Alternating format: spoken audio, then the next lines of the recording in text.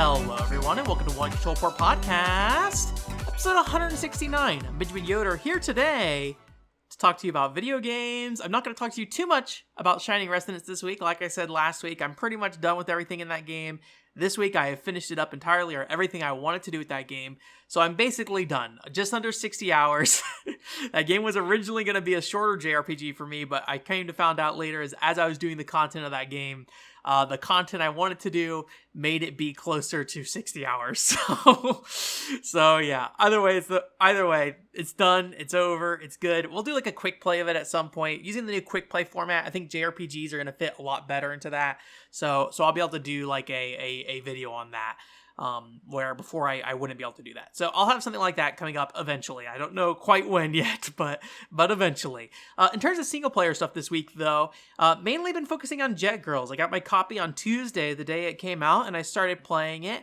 And you know, my biggest concern getting Jet Girls is just that it would have a lot of the same issues that Peach Beach Splash had. So if you don't know, Senran Kagura Peach Beach Splash was like a competitive online third-person shooter focused around the Senran Kagura series, and it had like some fan service elements to it, and it generally was pretty janky, but the overall mechanics of the game were really fun and interesting, and that's what kind of drove me to pick up that title, where I haven't really played any other Senran Kagura games. And this game feels very similar. It takes the general concept of you have water guns that you're shooting each other, but puts it into a racing game. So when you're racing around on this jet ski, you have this other character that's like behind you, and they get various different types of water guns. So you can get like a shotgun for like close range blasts to people in front of you and behind you, and you can get like sniper rifles to like try to shoot somebody who's like further ahead of you, kind of thing. And there's also this interesting mechanic where, like other racing games, you get boost by doing drifting and tricks and things like that. But when you get your boost meter to the maximum level, you can actually expend that boost along with your weapon for different types of special attacks. So you can have a like rocket launcher shot that very much acts like a blue shell in Mario Kart. So you basically go and it shoots the person that's in first place.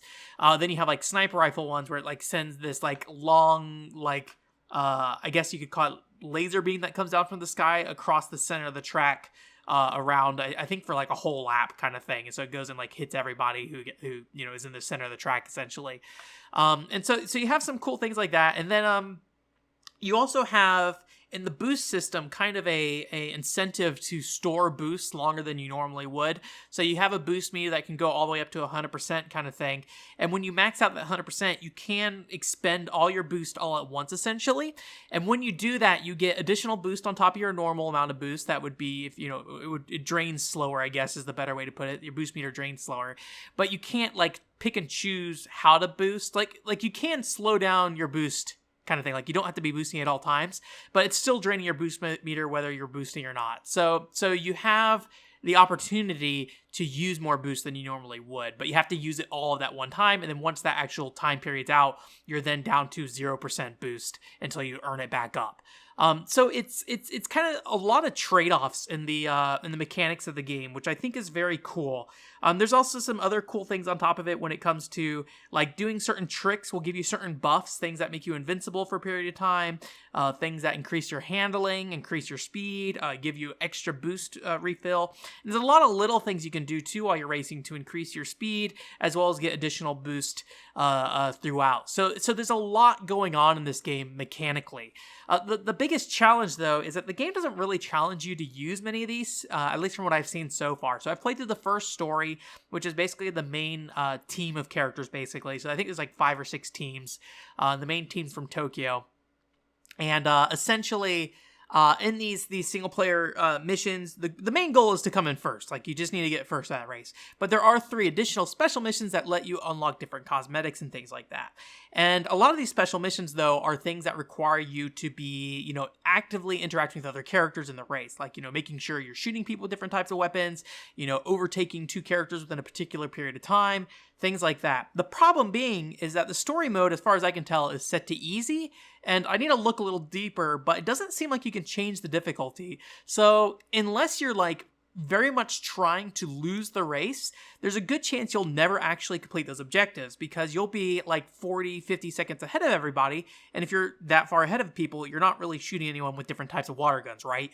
So it's just this weird kind of thing where it just seemed like there wasn't a lot of thought put into, how those objectives mix with the story mode and what kind of challenge there is to it, unless you're just a really bad player kind of thing.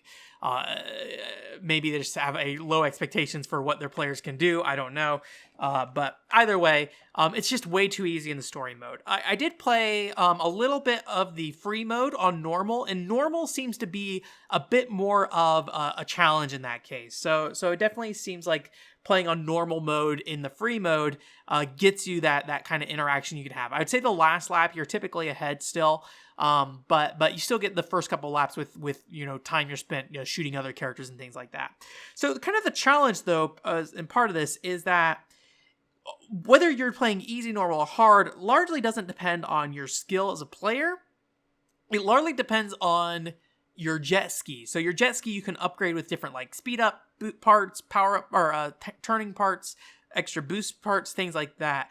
And so like when you go to hard mode, with just like a normal jet ski, there's basically no way you're going to win because all these other skiers jet skiers or competitors have their jet skis, upgraded to a certain degree.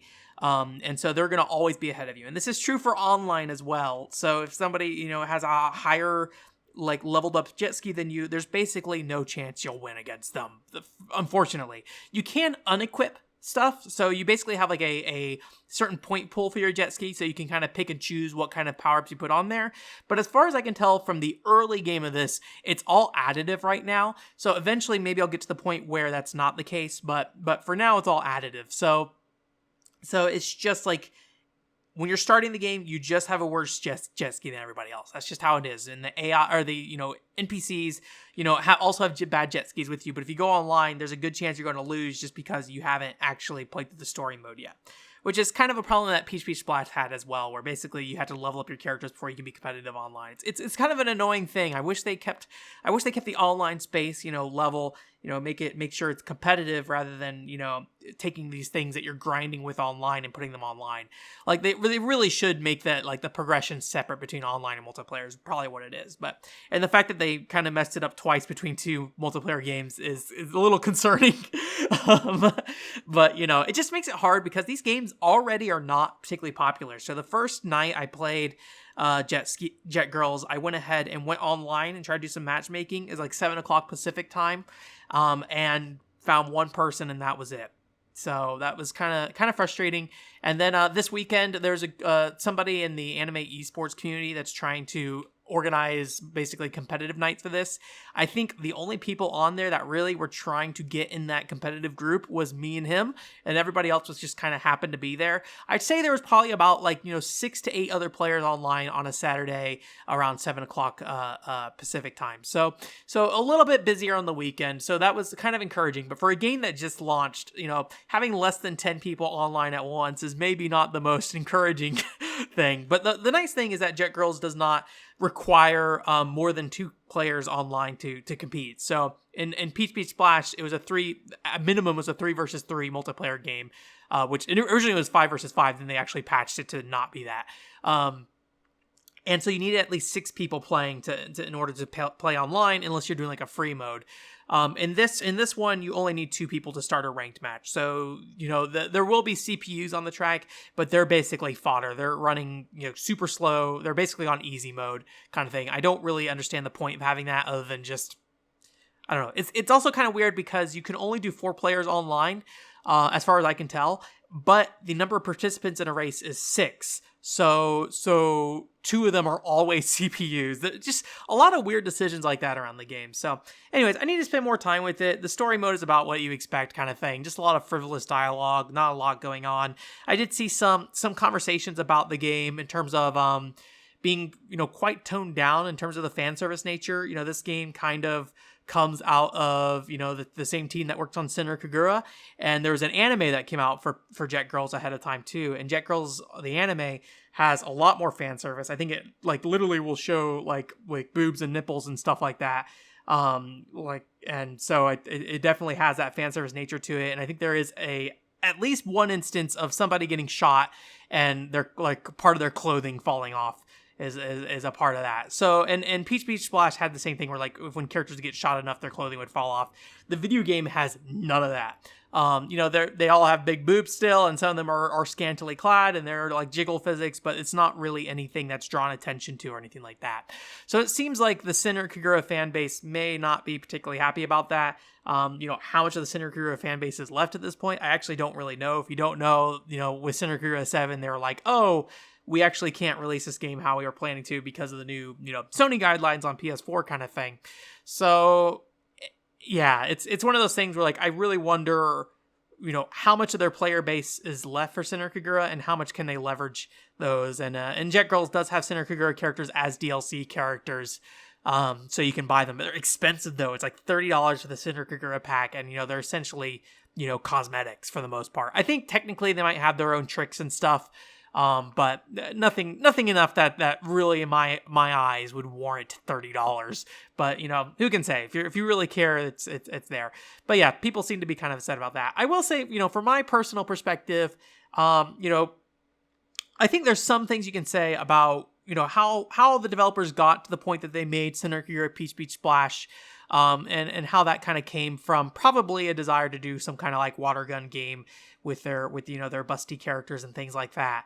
And whether or not you get a Peach Beach Splash without that initial concept, I don't know.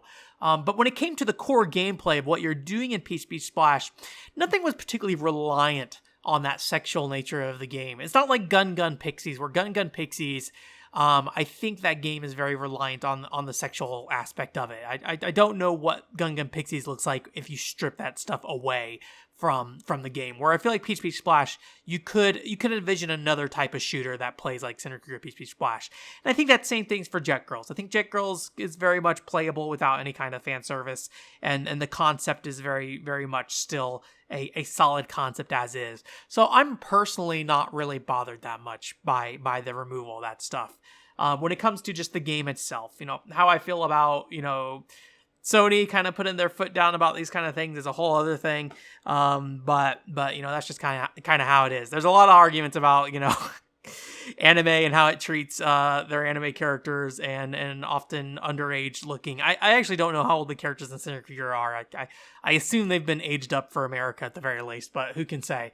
But yeah, so I saw that, and that might in the long run hurt like the long-term feasibility of Jet Girls in terms of its player base if people aren't really, going after it and playing it. But at the very least, I can point to Jet Girls and be like, hey, you should play this game and not like feel too bad about it. Where Peach Beach Splash, it's like, hey, you should play Peach Beach Splash, but also, by the way, when you shoot the girls, all their clothes rip off kind of thing.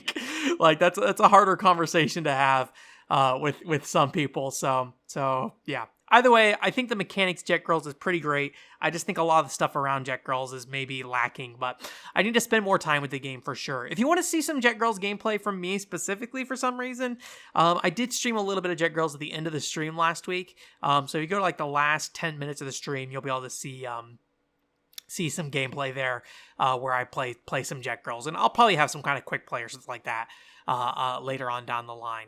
So, and the rest of what I've been playing this week has mainly been multiplayer stuff, maybe a little too much multiplayer stuff. I'm not really sure. I got to figure out where I'm going to be balancing things or not, because I do want to like move forward on playing Crystal Chronicles at this point. But also there's some other things that are kind of up in the air. So the first game I played this week was Rainbow Six Vegas. Not going to spend too much time on it other than just, I do enjoy shooters that have a higher stakes. It's part of why I like PlayerUnknown Battleground, because, your life is kind of precious in that game. And Rainbow Six Vegas is very much that same way where if you die in like we were doing like the cooperative modes in that game. So if you die in the cooperative modes, you're kind of dead until the next round. You don't get like a respawn like a Halo or something like that. So you do need to be careful with your life and not like, just rushing in kind of thing. The story mode with 4 players is a little weird because they basically stripped all the story out of it, but you still play the mission. But like some of the aspects of the mission are still there. Like when you're helicoptering in the first mission, when there's like a bunch of dialogue in the single player, and the multiplayer is just you guys all kind of like awkwardly staring at each other in the helicopter.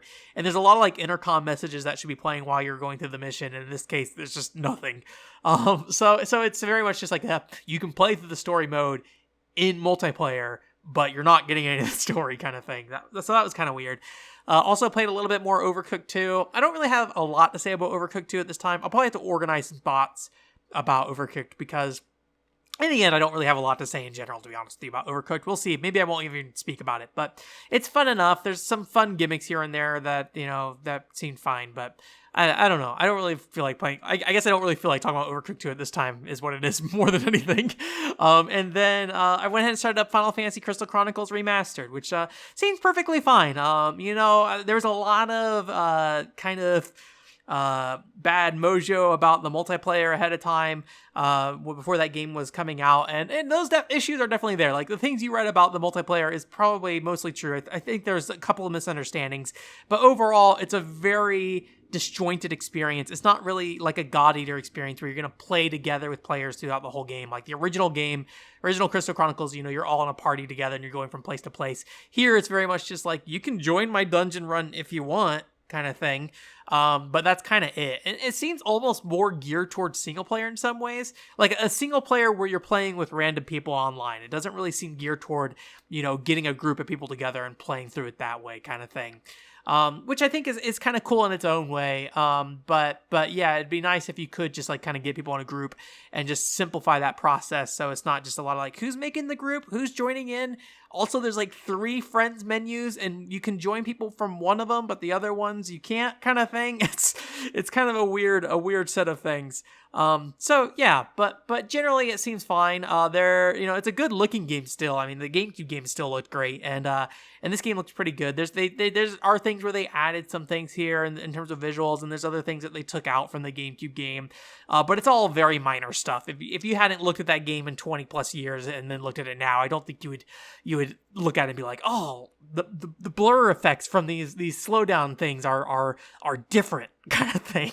Like, I don't think anybody cares about that. But it was interesting to see as somebody who had played that game more recently and was able to look at the opening video and be like, this opening video is different actually from what I remember, and then like go get my GameCube copy and like put them side by side, kind of thing, because I care to see the differences. So, but it seems fun enough. I don't know if I'll really push hard to get through the single player of that game. I might just kind of tag along with people as they're playing it, kind of thing.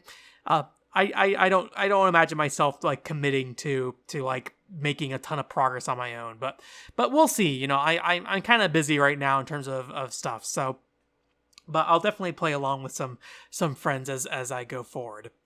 So in terms of news this week, there's actually a lot of trailers that came out that I saw that kind of had some games that were of interest. There's that Nintendo Direct Partners event. These Nintendo Directs just kind of come out of nowhere now. Like, I think they literally did not announce this one ahead of time. Somebody speculated because they're sick and tired of people getting their expectations up. Like, Metroid Prime's gonna be here, and it's like, it's a partners event. We're gonna talk about third-party games.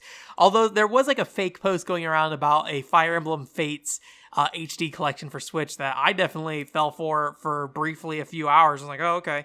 But then when I went and watched the actual direct, I was like, oh, that's not in here at all, kind of thing. Which I thought it was weird already because, those partner directs are focused towards third party. But they showed off some fun stuff. Like there's a Saga collection coming out. So, Final Fantasy Legend specifically, a bunch of Game Boy games. I have the first one on Game Boy, but I haven't sat down and played it yet still. I don't know if I want to or not.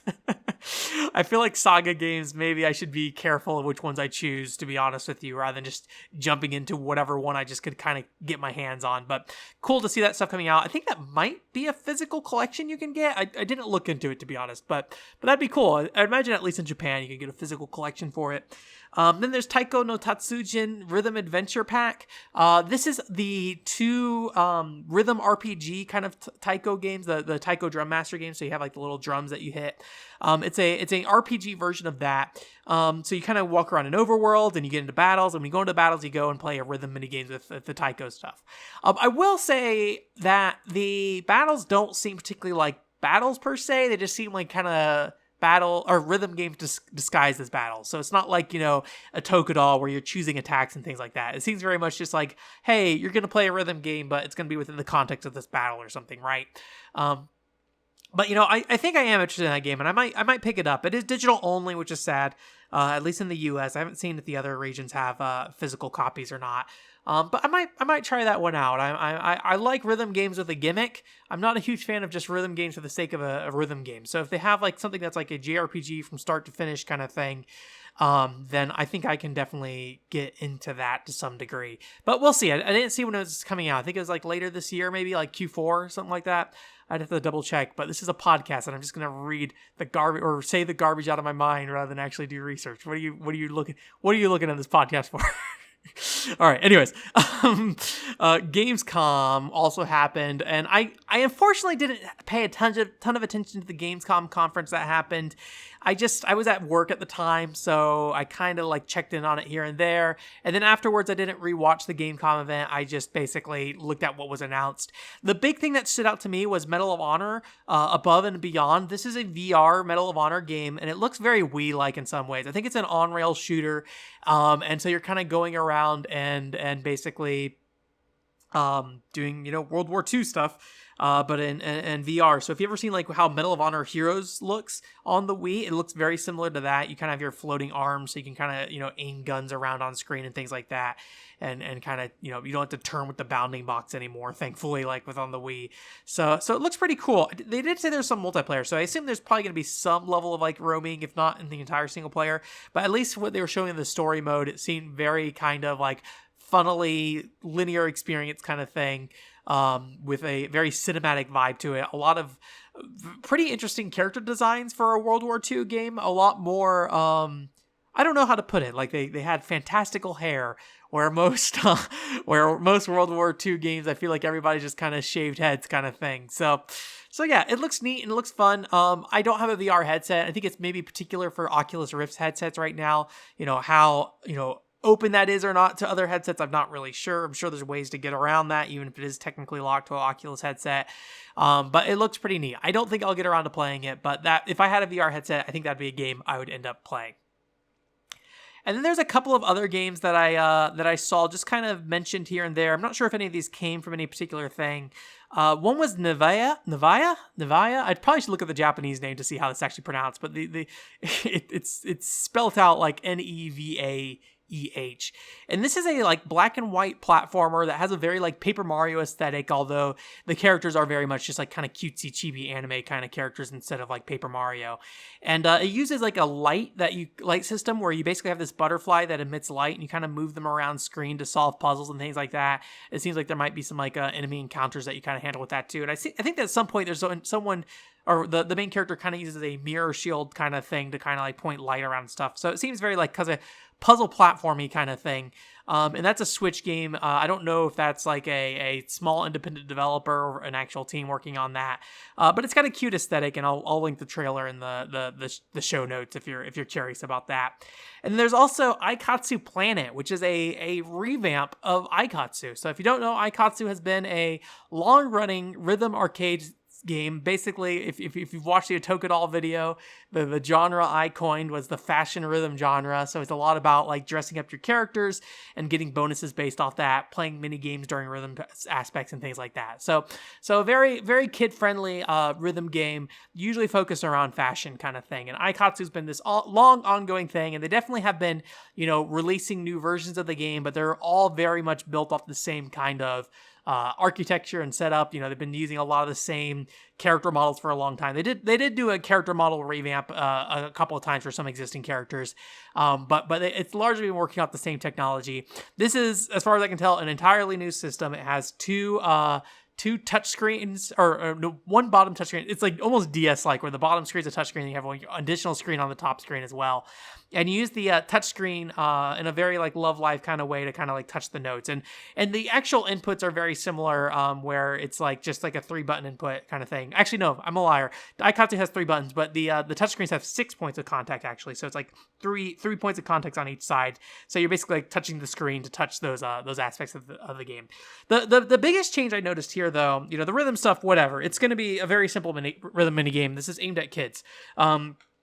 The big change here is it doesn't look like you have clothing cards anymore, or at least that was not the focus of the video they put out. And so from what they showed in the video they put out is that the character always starts on stage in like kind of I don't know if drab isn't the right word, but it's like a kind of like slick, bland kind of looking futuristic dress kind of thing. It's very stylish, but maybe not fashionable, right? And you start the match with you and another person on stage, and so you are playing the minigame, and before the game, you load up pets, and these pets have different levels associated with them, and it looks like maybe particular elements as well. And your pet, at some point of the song, will compete against the other player's pet, and then whoever's pet basically wins based off, whatever stats they have. It then gives the winner of the pet the outfit associated with that pet. So they're wearing that outfit, and I assume they're getting bonus points to their performance kind of thing. So you're getting your higher level points. So you kind of go back and forth fighting between, your pets, and then whoever wins gets their outfit kind of thing. And it's very similar in some ways, but also very different. And so that does make me a little worried about the customization aspect of the game. Aikatsu allows you to choose, accessories, top pieces, pants and shoes kind of thing. So you have like different customizable things you can put on. In this game, it seems very much like the pet just kind of has a pre-configured outfit that you're putting on. So that's definitely an interesting change, I think, if that clothing aspect is not in the game for now. The cards are also squares too now, rather than like full cards. So they're kind of weird, and they're like tilted to the side too, I think, so they're almost more like diamonds than anything. So I'm interested to see how this game turns out, if it does succeed in kind of rebooting the Aikatsu franchise, if that's where Aikatsu's gonna be from now on, or if they end up doing something where it doesn't really work out and they have to kind of revert back to the old Aikatsu style. But it's interesting to see. It's interesting to see that game, and I'll have videos for that in the show notes too if you're curious. And that's kind of it this week. So yeah, thank you for coming. OneControlPort.com is the website. So I mentioned this on the stream a bit, but I think this month for September, I'm not going to have any, major content coming out. So the big thing's going to be quick plays. I'm going to try to have a quick play every week this month, and I have plenty of games to do it with. Like I said, the quick plays have a new format, so let me know what you think about them. They're definitely more outlined in some ways, but they're not me reading off a script. So they're not as like, as I don't know if stilted is the right word, but more strict in its wording as the reviews are. So watch a couple of them and let me know. The first one is Muscle March for the WiiWare, and the second one is Halo 3 ODST. So let me know how those are. I'll probably end up making more for the rest of the month and see how that goes. And hopefully if it works out, then we'll keep doing those. Those are definitely... I found that to be a bit easier than the original quick plays, because the original quick plays I had to do a lot of planning around where in the game I would be able to show you and what would be the best for showing the largest swath of the game, which had problems with games like Final Fantasy 15, where that game was drastically different throughout the process. So having something that I can just kind of do a quick read over, an outline, and then just edit some footage too, I think might be best. We're still playing The Last Rebellion. I learned some new things about Last Rebellion that will hopefully make the experience better. Basically, the thing is that don't sit there and try to figure out the boss's weak points one by one. Just start smacking the enemy a bunch, and eventually at some point you'll get a little tick on one of the spots to say, hey, this is the weak point number 4. And there's some other patterns that you can kind of pay attention to, like it's almost always left hand then right hand or something like that. So there's some things I'm learning about that game that's definitely making it more playable, and it's kind of changing my opinion on that game quite a bit, I feel like. So still streaming that, so we still got that up for the next like 2 or 3 weeks or so probably. And we'll see from there. And I'm thinking Billy Hatcher is probably what we'll end up playing next on the stream, but I won't commit to that just yet. So anyways, thanks to you again for coming for this week. OneControlPort.com is the website, and I hope you have a great week. Bye!